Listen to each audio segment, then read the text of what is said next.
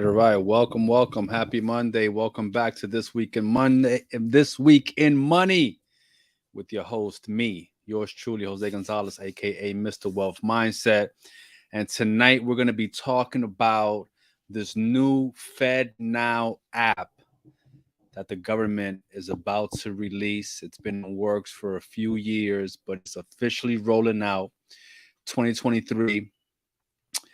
July, actually, 2023. It's rolling out in its first phase. And there's been a lot of talk about this. Ironically, as big of a deal as this is, I still don't think that people have fully registered what's going on, what FedNow is, why you need to be aware of what it is. But tonight we're going to talk about what's FedNow, what the government has that's going on, up their sleeves, and if it's something that we should be concerned about. And when I say we, I mean business people as well as citizens. Okay, and I'm going to share my opinion with you in a little bit, but let's dive right into it. So, by the way, if you're watching tonight, do me a favor, type the comments, let me know what up, Lewis. Let me know where you're watching from. Also, do me a big favor, go ahead and share this, because what we're going to talk about tonight is something that every single person needs to be aware of. If you're an adult who works, who makes money, okay, maybe even if you're not an adult, but if you're going to be an adult soon, right, and you intend to work and enter the marketplace, you need to be aware of what we're talking about tonight, because our world is about to change dramatically. Okay, it's about to change dramatically. And again, I don't feel as though this has really hit people's radars as impactfully as it should. That's right. Things are never the same, right? But they're about to change in a major way. So, like I said, we're about to get into this topic. We're going to talk about the new FedNow app, which is releasing this July 2023.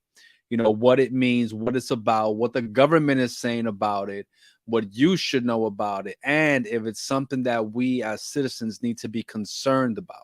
Okay, I'm gonna be sharing my opinion on that in just a little bit. So, for those that don't know, the FedNow app is a new payment system that's been developed by the Federal Reserve Bank of the United States. Okay, now, we have this notion that the Federal Reserve and the government are separate, right? That's what they would have you believe, but they're really not. Okay, I want you to think about it like this, right? Like the IRS the IRS is separate from the government, right? It's an agency, right? It's not the government. It's not the three branches of government. It's a separate agency. However, if you evade taxes, fail to pay taxes, if you have problems with the IRS, right, and the IRS has to enforce it on you, who enforces it? It's the government. Okay, so it's one and the same. And the Federal Reserve, for those that don't know, Federal Reserve is who prints our money. Okay, it's basically the government. Now, it was created, check this, as a real-time payment processing service for individuals and businesses. Now, the Fed claims that FedNow is intended to provide secure and efficient way to transfer funds instantly between banks, 24 hours a day, 7 days a week, 365 days a year. Okay? Now, I find that as ironic, and I wonder if any of you find it as ironic as well, because you see, the thing is, we already have that. Okay? We have things like Cash App, whose owner was recently murdered and stabbed publicly right before the FedNow app was announced to be officially released in July. We have Venmo, right? We have Zelle, where you can send money directly from your bank to someone else's bank. You can do it as an individual, you can do it as a business, right? We have Bill Pay, Quick Pay, all these different things. and we've had these for quite a while, right? As much probably as 8 or 10 years. However, the government is purporting that the Fednow app is now all of a sudden going to give us the ability to send money instantly at any time, day or night, any day of the week, right? But I just find it as a little odd because we can already do that. Okay, we can already do that, right? We already have businesses that do that. So it's a little perplexing to me while the government, the public sector, is entering into the private sector of business and creating this product that's effectively going to compete with, right, other private sector forms of being able to conduct money transactions. Okay, so this was announced back in 2018 by the Federal Reserve and is being released this summer. It aims to provide, again, a secure and efficient payment system, right? Which, again, I find is odd because we already have a secure and efficient payment system. All right. It says, again, it's expected to allow for instant payment between bank accounts. We can already do that with Zelle, which it can help eliminate the need for checks, wire transfers, and other traditional payment methods.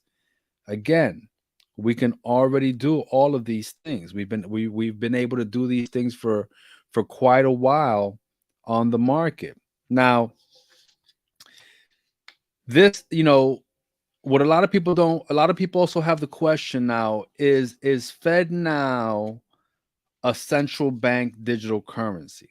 Okay, now some proponents of FedNow will tell you that this is not central bank digital currency, that it's a payment processing system, all right, that allows you to make real-time payments. But for me, they're one and the same.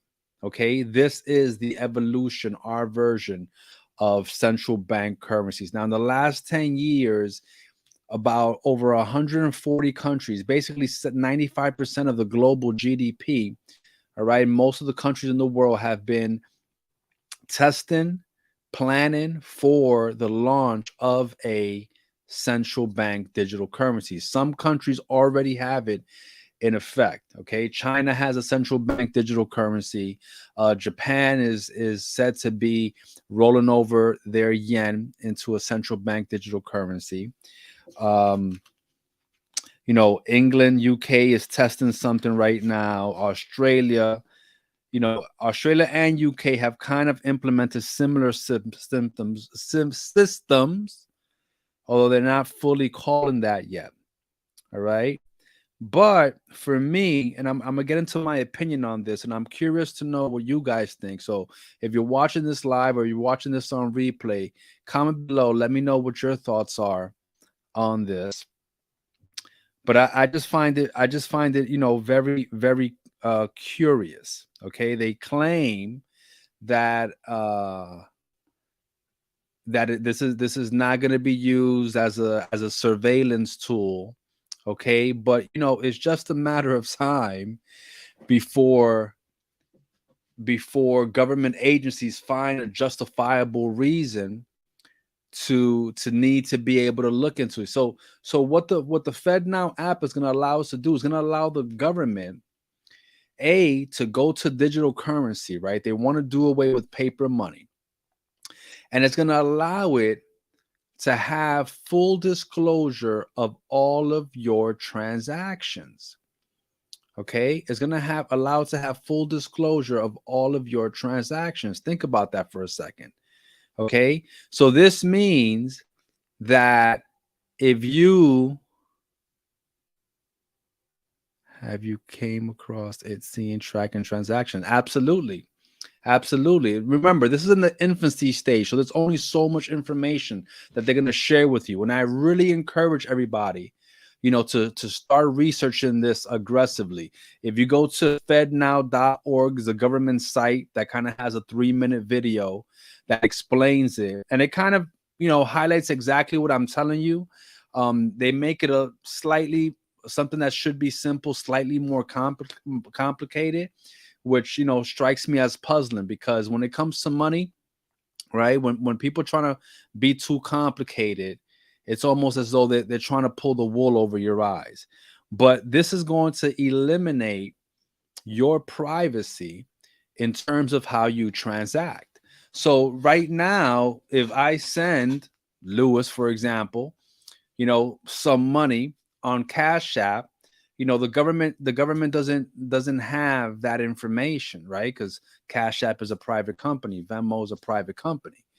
But whenever you do a transaction, which is filtered through FedNow, and not only do they want to have their own app, they want to make FedNow app the filtering system by which all transactions are done.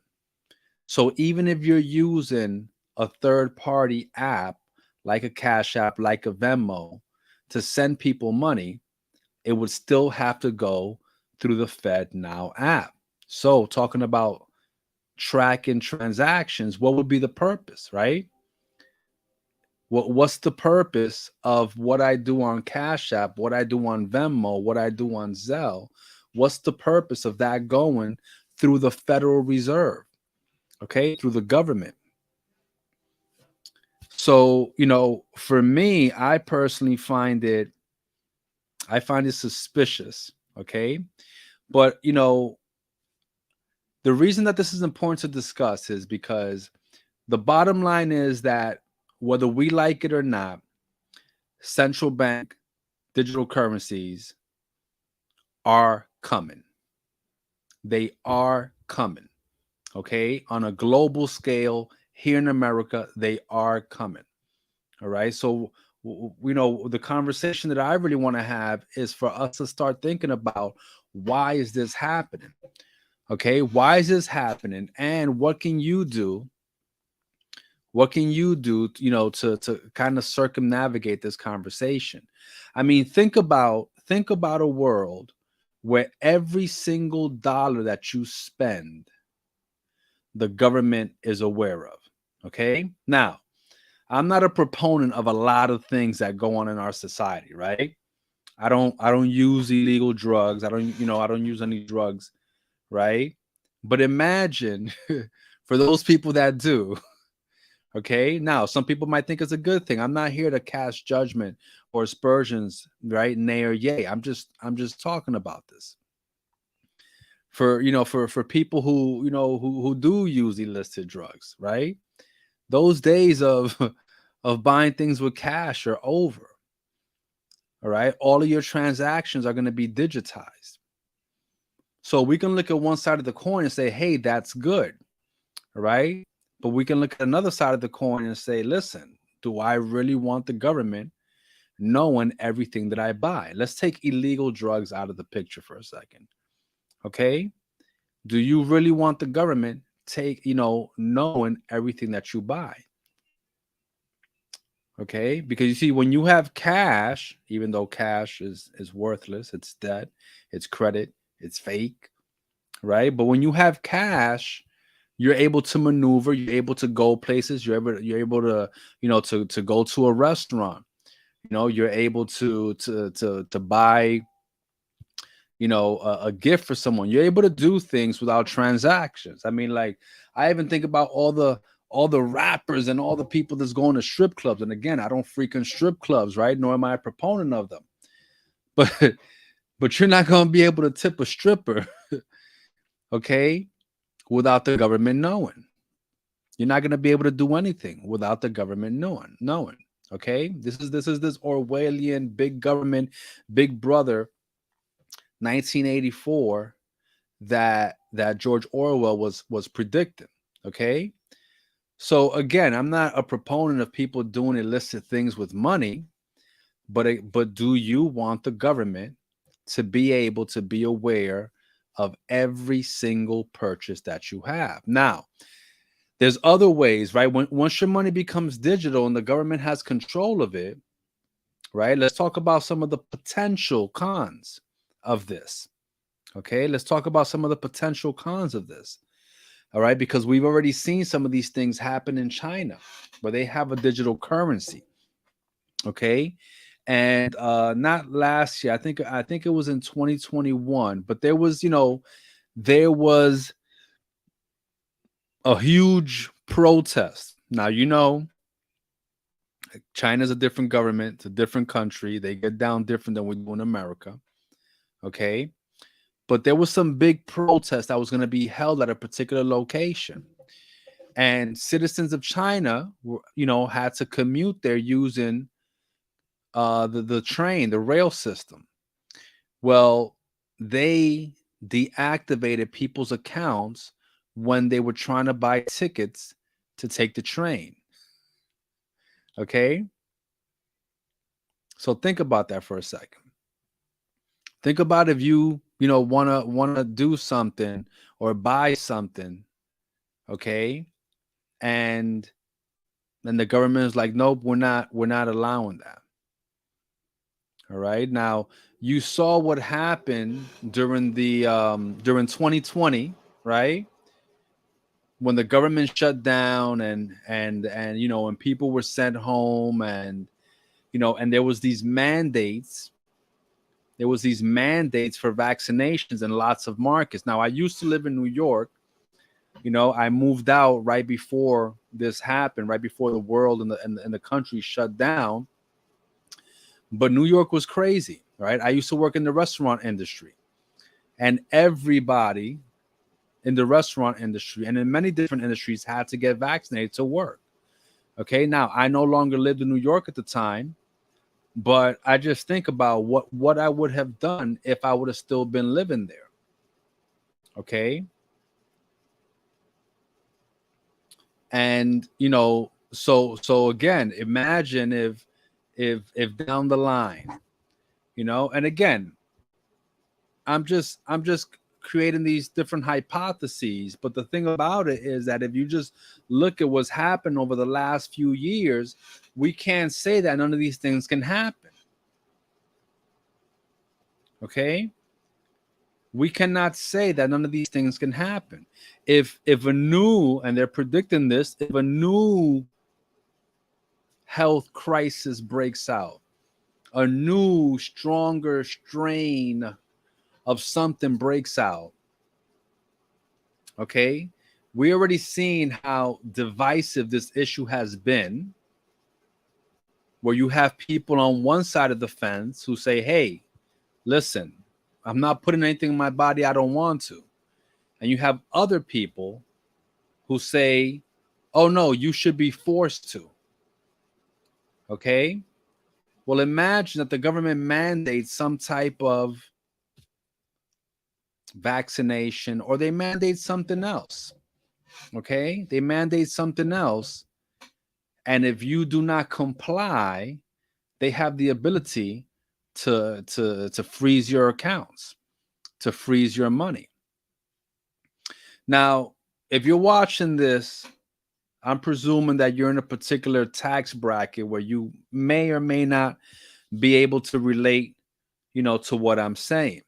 But I have friends that are in a particular tax bracket, right? And they've told me how whenever they try to call their bank, first of all, I have friends that sometimes, they want to go to the bank and get $10,000 out.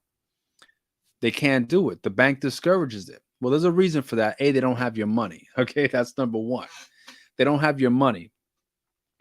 But they try to discourage people from getting their money. They say, oh, you just can't show up. You have to call us. We have to order the money. We don't actually have it. And it's this stall, right? This cat and mouse game to kind of stall you, because ultimately the bank doesn't want you to get your money out, right? That's what causes these bank runs, right? Because people don't understand is that when you put your money in the bank is not, those vaults, right, that you see in the movies that people break in. It's a myth. They're not filled with money, right? The bank wants you to save your money. They want you to put it into financial instruments like savings accounts, money market accounts, mutual funds, bonds. They want you to put your money into these financial interests and these financial instruments where your money is being held up for 3 months, 6 months, 10 months, a year, a couple of years, so that they can use your money and go play in the market. You see, when you have your money in an account that bears interest, the government is not just going to pay you just for holding your money. They actually have to use your money to make more money so that they can pay you on that interest that you're due.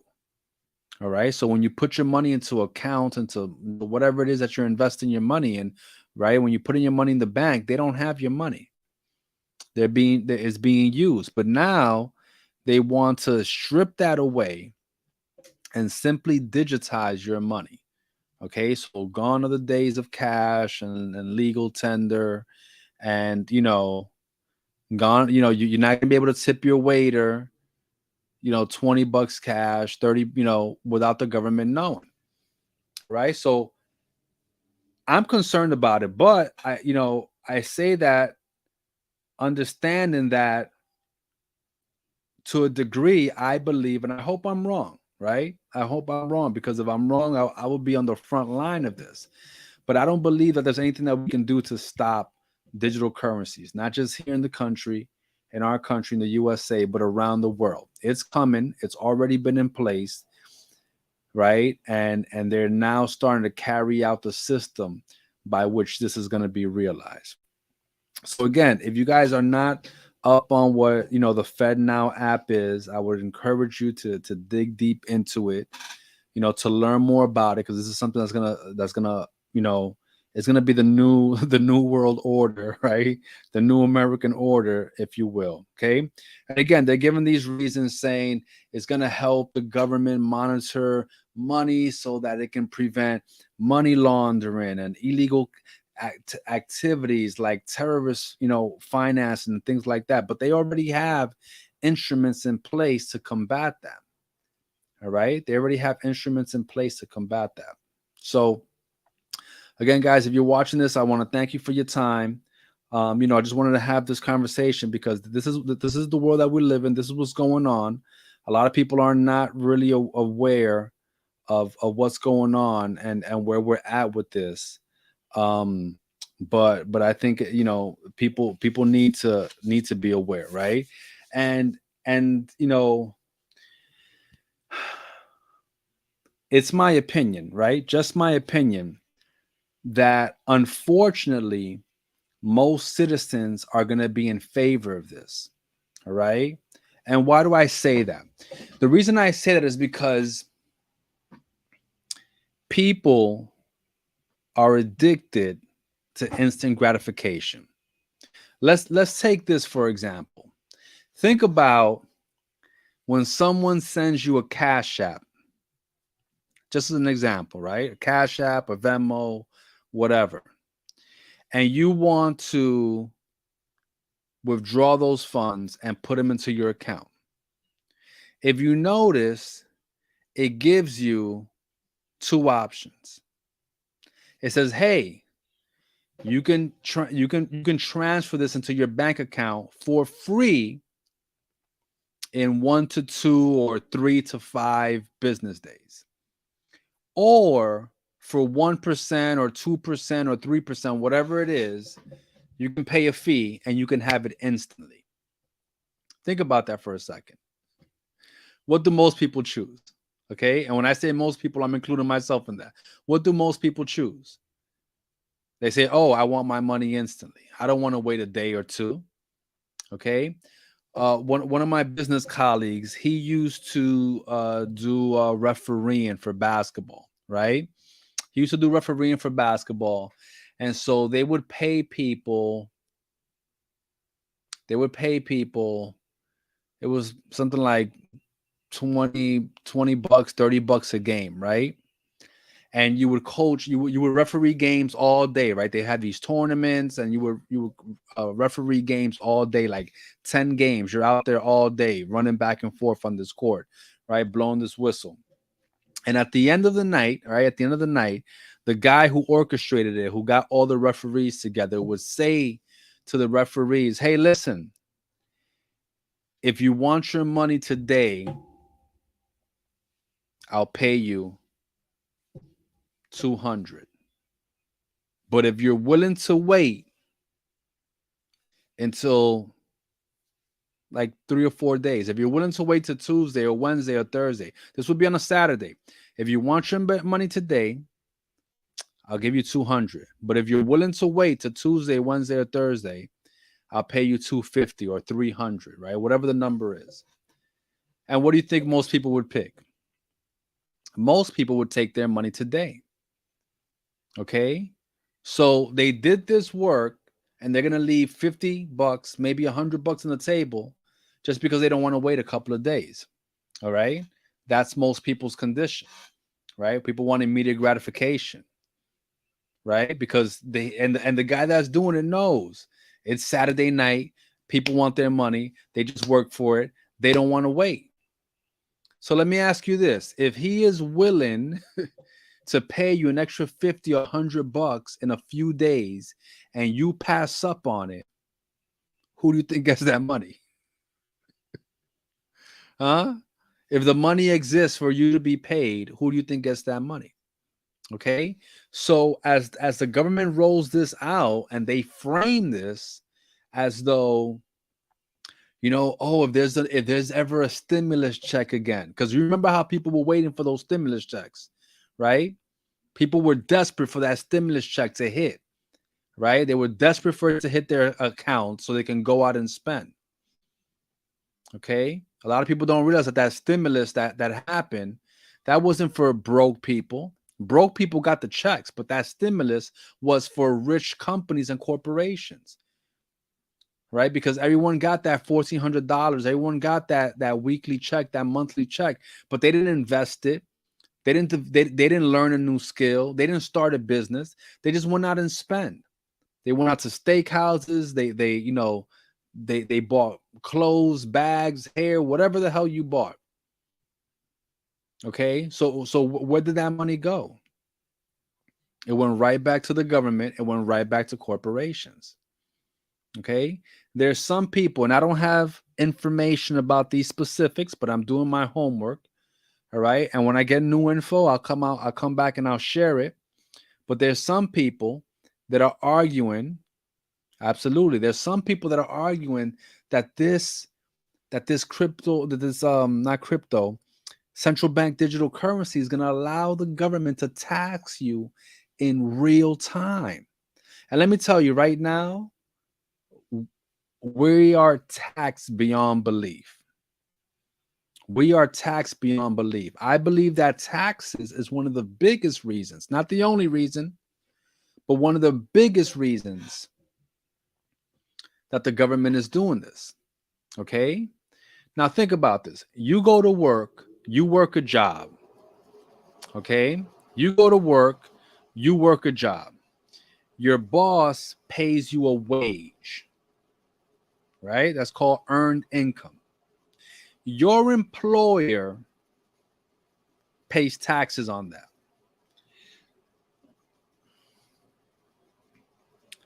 You pay taxes on that.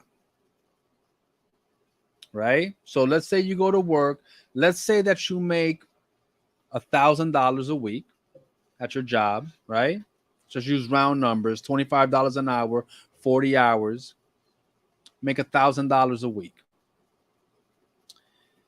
Then you get your check. Your check is $700. Okay, $700 is your check.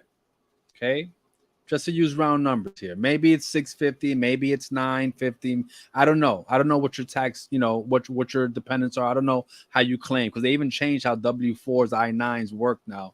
They're completely different. They make no sense than they did before. Okay, before you just used to claim.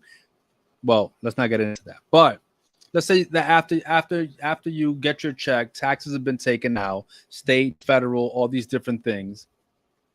You get $700. Now what happens? You have your $700. You worked, right? You got paid. You pay the government taxes on that money that you got paid. Now what happens? Now you go to to I don't know, Walmart, Target, right?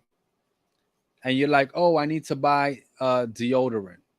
I need to buy, hair gels. You can see I use a lot of hair gel, right?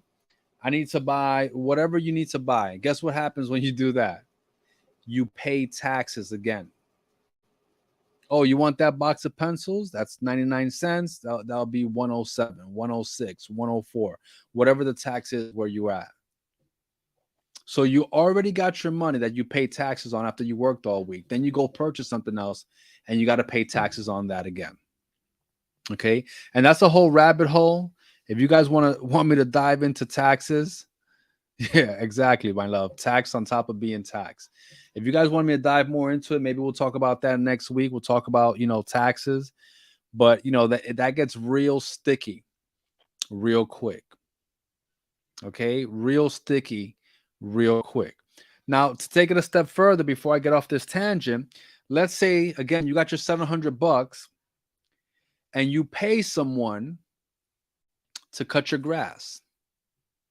Okay. You pay someone to cut your grass. You pay them $40, right? That person is supposed to declare that earned income to the government and pay taxes on it, on money that's already been taxed, but now is income to them. Okay. So I believe that one of the biggest reasons, not the only reason, all right, there's a lot of reasons why I think that this has happened and this is playing out like this. And I don't even want to get into it, all right, because I feel like they're just gonna crash this live transmission. But so I don't even want to go down that rabbit hole. But I think that tax, because the government wants to be in your pocket, all right. They don't like citizens being able to transact with one another without them knowing about it. Okay. This is one of the biggest reasons. And listen, I'm not a crypto guy. I'm not a crypto guy. Okay.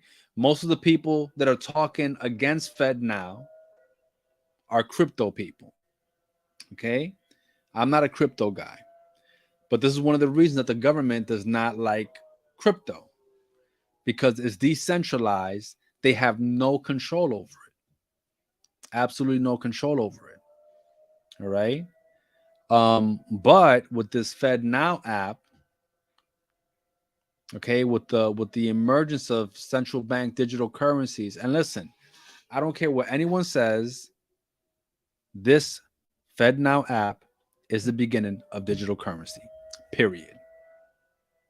All right. I'm not gonna argue with people about it. If you disagree, great. Kudos to you. All right. But from my level of understanding and research, this is basically the introduction of central bank digital currencies here in America, where you no longer have any privacy into what you purchase, into how you spend your money. Right? If you support a particular political agenda, the government will know about it if you support it financially. All right? If you're going to travel, go somewhere, the government's going to know about it. If you buy certain products, the government's going to know about it. There won't be any financial transaction that you can do where the government won't be able to know about it. Okay, and I think that it's a dangerous road. It's a slippery slope to the things that come after that. All right. When now, if someone is accused of a crime, government can argue, well, we need to look at this person's things, right? Let's say that your auntie sends you $300 for your birthday. Okay. And then, unbeknownst to your auntie, you purchase something. Okay. I don't know if you guys know about RICO and racketeering laws, but that's how they were able to take down a lot of, criminals, right? For those that don't know what RICO, what racketeering law means, that basically means that if someone is found guilty of a crime and you and that person have financial interaction, now I can be found guilty of that crime because whatever they was doing supposedly benefited me, so I must have been in on it, right? So let's say that I send my buddy $500 as a wedding gift, okay? And unbeknownst to me, my buddy goes and buys something that gets him in trouble, and now they're looking at me like, "Oh, was the money that you gave him for that?" So it's a slippery slope, you know. Again, I don't think that we're going to be able to prevent the onset of Fednow or central bank digital currencies. So I'm concerned, right? On another angle, personally speaking, I'm not as concerned because, this is something that's been on my radar for a while. And you know, I've been taking measures,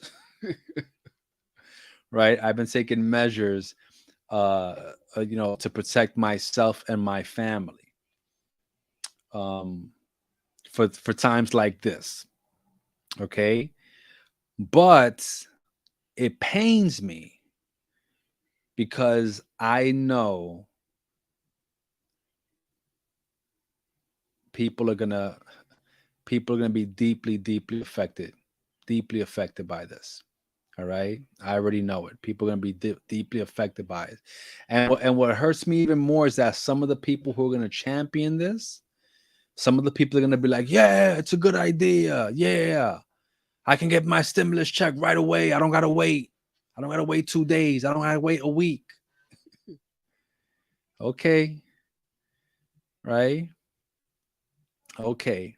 There's a saying that we had about fast money growing up, right? Easy come, easy go. So, guys, thank you for joining me on this episode of What This Week in Money. Leave comments down below. If you're watching this on the replay, let me know your thoughts on Fednow. If you think it's a good thing, if you think it's a bad thing, if you don't care, if you're glad that you came across this video, and if you feel like this is a topic worth discussing, worth exploring, worth having on people's radars, I will encourage you to share this message. My goal with this is just to create awareness. Okay. I'm not here to say that Fednow is good or bad. It is my personal opinion, that I am suspicious about the motives and suspicious about the utility of it once it comes into existence. But I don't think that this is something that we will be able to prevent. If there's a way for us to prevent it, I would be at the forefront of that. But I don't think that this is something that we're going to be able to prevent. Digital currencies are the way of the future. And what I encourage people to do is to, as I have, figure out ways that you can prepare for this, protect yourself, and your family, right? In a legal, governmentally compliant way, which is what I advocate for, what I do. So thank you so much, guys, for tuning in. Listen, and there's other topics of what's going on in the world of money that you guys would like to have me cover. Please leave it in the comments below, and I'll be happy to create content, to create lives around that. Also, tomorrow, if you're watching this now, Monday night, tomorrow is the release of episode 2 of my new podcast, the Wealth Mindset Podcast. And that's for men, Christian men looking to upgrade, improve, level up in the areas of mindset, money, and marriage. Have a great guest coming on, my brother Chris Crowley from Desire for Iron Fitness.